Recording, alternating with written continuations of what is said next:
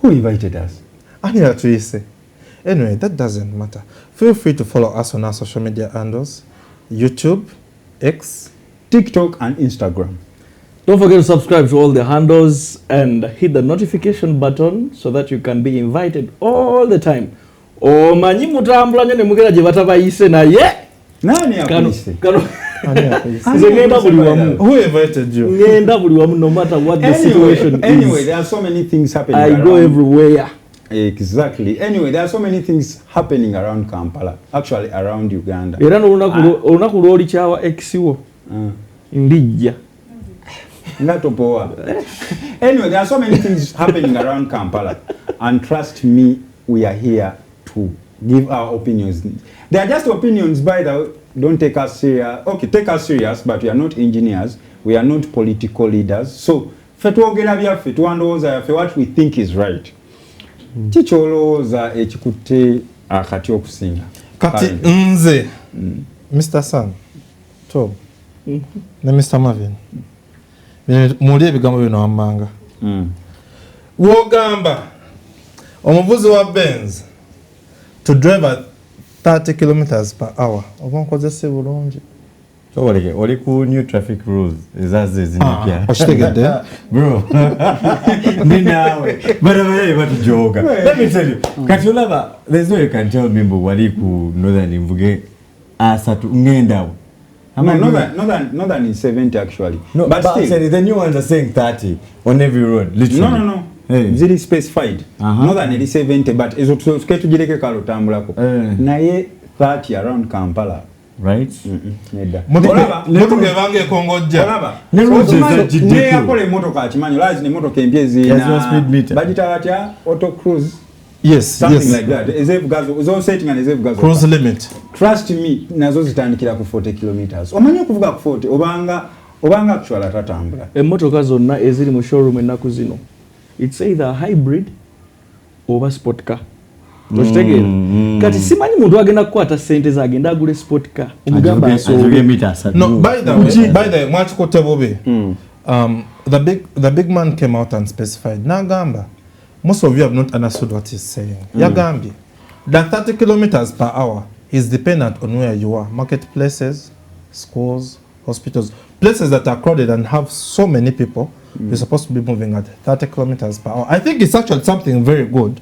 It would be good. It would be good. Now, kukuwe chipapula nga tewa ina kapande kalaga. I'll give you an example. Wako mjejo kena kende. Olaba nga wakaita wali amazao sese gateway something. Wali abasajja abalindirawo ne bakugamba inavuga 40. Kyokka ekipande kye bayimiriddeko kiriko 60. Naye ntegerezo okuva eno nayo gy'ovudde otuukaawo. I swear tewali kipande kya. But one thing I love about Kampala, the potholes themselves will limit your speed. Ate rules ezagiddeko. Webagamba mbu olina otambula neki license and registration. Man, bingi. Original copy. Jukira. Initially we have been using kumuzeyi wange ampaddemu Mvuge twale omwana ewaka. So how am I supposed to move with that license? Registration inakubeera mu manyago. Ola obuzibu tulina mu Uganda, people have been stealing people's cars. So the good thing about this is when you have an identification, no laga logbook y'emmotoka, ebeeraga the owner of the car. Anyway, oli muntu ufuna nze nsuubira ensonga yokka yali ntambuza ne logbook nga ngenda tunda mmotoka. Oba ngenda kwewola sente nga gye ngenda osingayo not so naye so akutambula na logbook nga ngenda vuga mu byange kukima wali pizza kukima there's one I had mu June that he was given a fine of was it 60,000 yataddeko not moving with a license bamwadde 40,000 40,000 anyway nasomye mu mateeka gye mulina gyebiri bibaddeyo mu safety rules road safety and what naye these are things. By the way, traffic police tekoze chimala kutuyigiriza bintu bino. True. Because they need to sensitize people. Anti-katirabayo. I try to say it looks like a sensitization egenda kujja bwe. Is that true? Togenda ku traffic police ogamba te sensitize nze bantu chimala nayo chimanyi people most 75% of the people abalina driving license Baina Express newa ayo vita kola chi. Talabikayo. Atekayo ka sente encha ne bamuyita ne bamujjako biometrics nakola chi nafuna certificate. I'm printing it out. Meanwhile, one thing, by the way, without forgetting this, I want to really appreciate Ministry of Works for the efficient, it's one of the most efficient bodies. omanyi ogenda ajo kufuna license the maximum time you spend to get your driving permit is like 30 minutes. That is so swift. It's not even in passport office, not what, but those guys have made their process so efficient. By the way, the only challenge you have is some driving schools that issue out these things without testing the driving the capacity of their customers or their clients, I should say.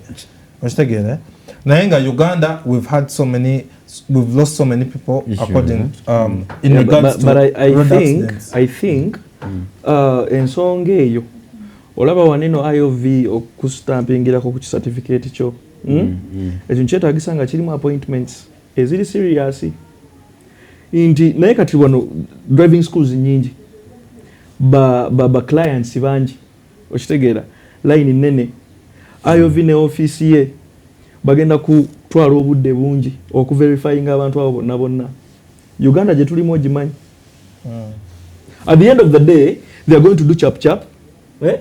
Abantu bafune certificate sezo without even looking at how they are driving. Itakena kawo kirabe eno ba boda mu yard, eno ba taxi, eno ba motoka zinene ez'obuyonjo, ezitali za transport, eno bazine ezitwala big cargo ne loads zenene okitegeera.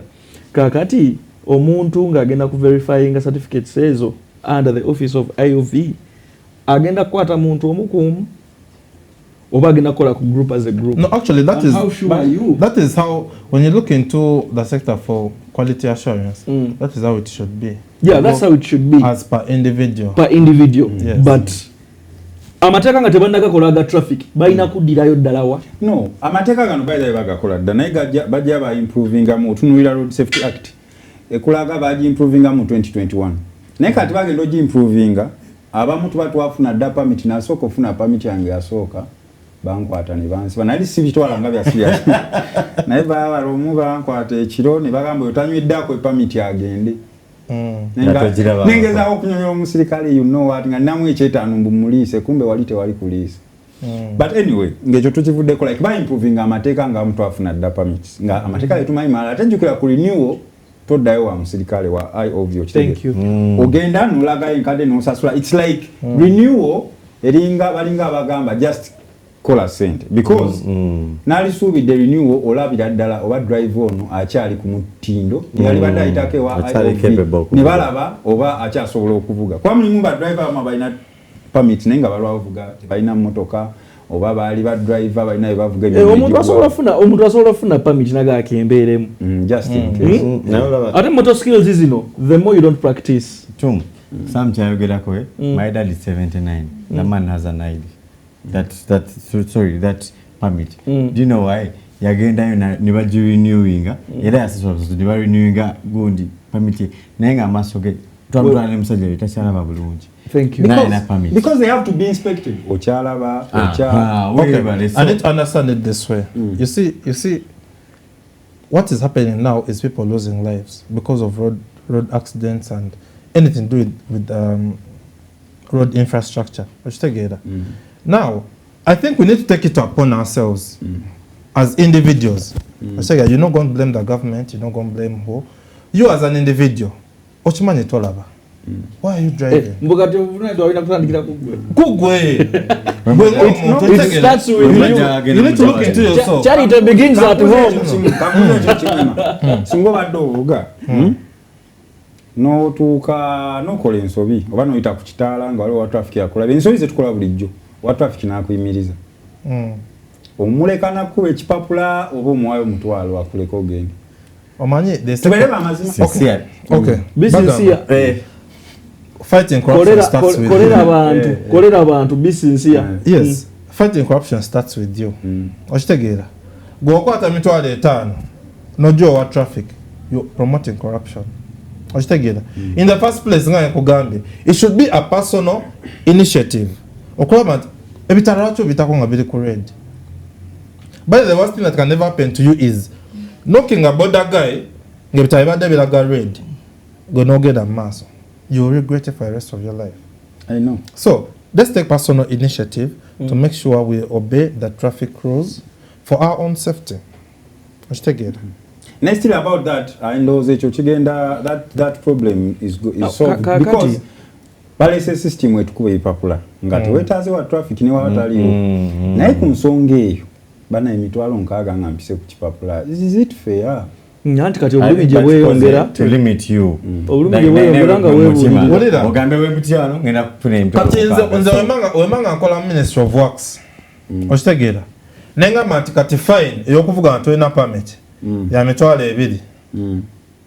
It is very easy for you to get away with it. For me to prevent you from driving without a permit, I'll make the price high and say maybe 2 million, a fine of 2 million or 1 million. So that now what you money until oba na bakuba fine ya 2 million. Togenda sola kola chi? So you fight so hard to make sure. Lwaki tetulinzeeko ne tumala okubuziba ebinnyana biki ne tuyoka. No, all this is work in progress. KCCA alongside government, they are trying so hard to make sure that much as they're implementing these rules and regulations to make sure traffic is in line. You've seen that so many roads in Kampala, they have tried to patch up our potholes. Why patching? That is a question for me.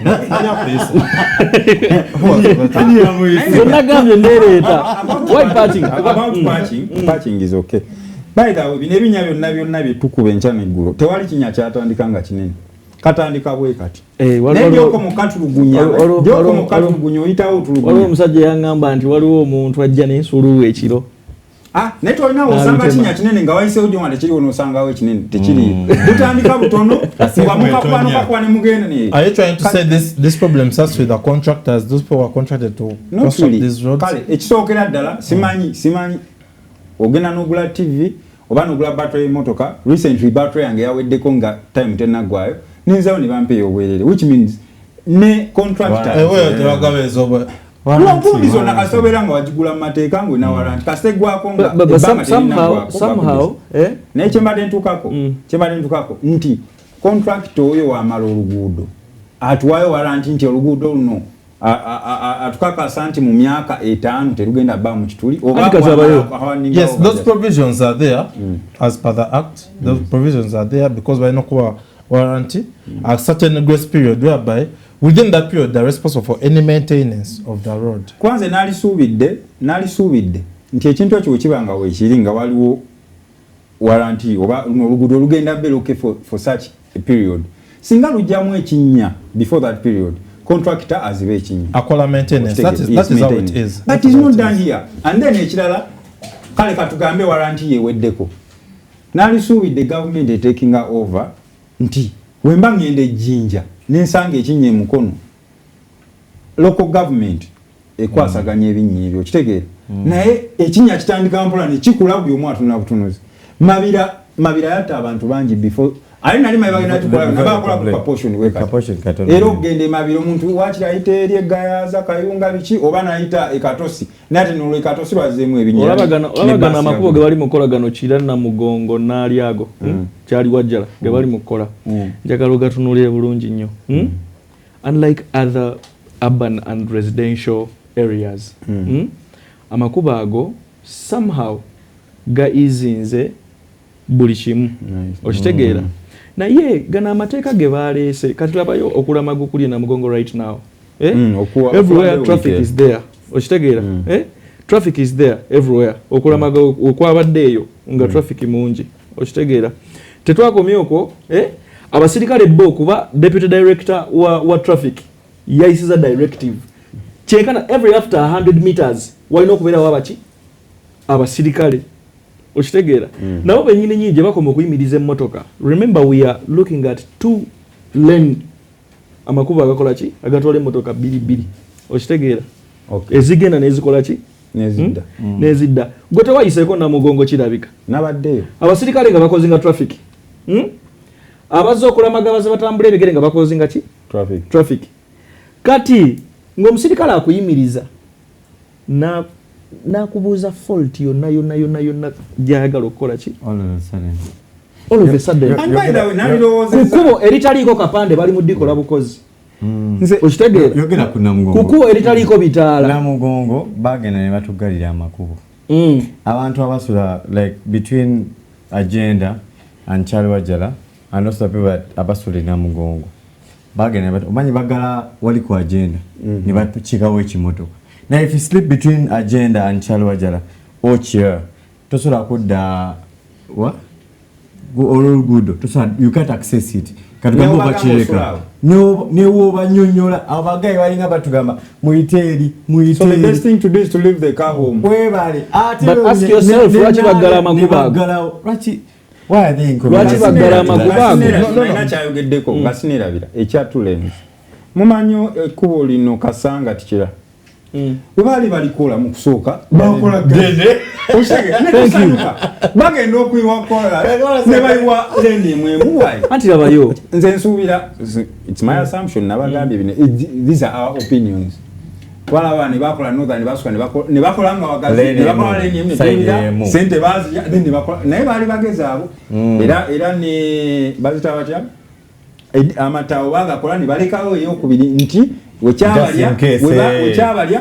bagatta bugasi ne bayisaamu ne kati lwaki amakubo ago twalisuubidde katereko lyali badde gazi netwala emmotoka 2 erikendeza ku jamu netwala emmotoka 2 ate kuliko leeni eyaba abavuga emipiira 2 piki bugaali then kuliko ne side abebigere bakola ki batambulira nabano bonna ababadde balamaga babadde balina okutambula butambuzi with or without a guide nga bali mu gundi yaabwe ne by the way kino ekintu kyokulamaga kibadde emirundi ndi mukatule ki by the way neche nteesa buteesa nalisuubidde ekintu kino kisinsi kibadde ebanga ddene wali badde waliwo plans singa kati tulina bazita batya flyover nti wotuuka ngo notuuka Namugongo wa flyover ekiraddala waggulu ne twapaka Namugongo because kimanyikiddwa abantu bava all over ne bajja okulamaga nti we batuuka awo abantu abasulawo baleme bonaabona balina osigala nga batambula okitegeera kale ntegeera kyali wajjala kirabe bagireka nga etambula then ne baclosinga wali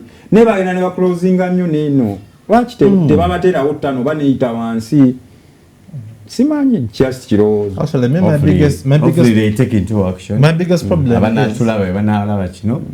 my biggest problem is ekisinga okunnumya omutwe ne bazimba oluguudo Nedugwa. Before you realize, you find people digging. Thank you. Isn't there a proper plan? Bagambe abamazi, abamasanyalaze. Give us your 5-year plan. Minister of Works project and Transport. Okay, so go again. Minister of Works and Transport.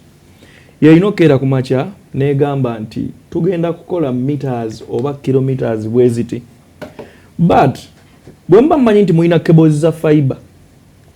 Obanga waliwo network cables zonna eziyita wansi oba mazzi oba masanyalaze you people should plan mukole ki okitegeera naye omukyalina amala okusiba kakolansi bulungi ate nkya nosanga oba fiber ne balyoka bamuwa obudde okitegeera najja n'akatema kati aba akatema n'amateeka ge baleese amapya aga traffic omusirikale najja n'ayimirira wano wenyini enkumbi weekomye okitegeera baganda baffe bano bascafes abataxi obamanyi ye tabaako nawo apaakinga olugirayo bati nalaba omusaabaze dadioge n'agiteekayo okitegeera so we are living in ensi n'environment gye tulimu nti buli muntu ayagala kuyisaawo kiki